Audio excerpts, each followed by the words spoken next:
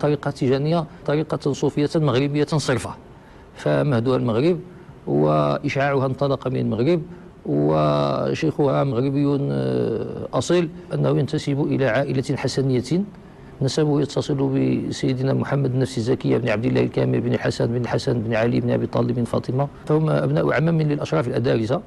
كان أجداده يقطنون بقبيلة عبدة بناحية فاس، ثم انتقل بعض أجداده وهو في طريق الحج في كانوا يمرون على قرية تسمى عين ماضي في الصحراء، التي كانت تسمى في ذلك الوقت صحراء الجريد. تزوج من هناك واستوطن وولد له، فنسب إلى هذه النسبة التيجانية أي إلى أخوال جده، قبيلة تسمى تيجين أو تيجان. يشد روحك مليح. التيجانية لمن لا يعرفها فهي أكثر الطرق الصوفية انتشارا في العالم وخاصة في أفريقيا.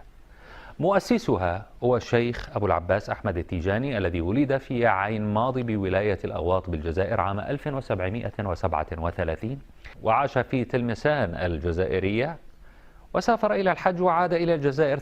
ولد إذن في الجزائر. هذا الإرث يمكن أن يمنح الجزائر ثقلا دبلوماسيا في أفريقيا، طالما أن الطريقة التيجانية تأسست في الجزائر. طريقة تيجانية ومؤسسها جزائري من الأغواط ومركزها هناك.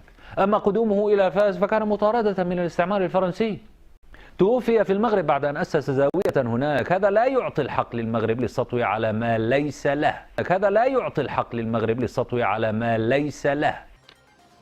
الطريقة التيجانية ترجع أصلها إلى أحمد التيجاني في الجزائر، وهي من الطرق الشهيرة هناك، وقد أكدت الخلافة العامة للطريقة التيجانية في الجزائر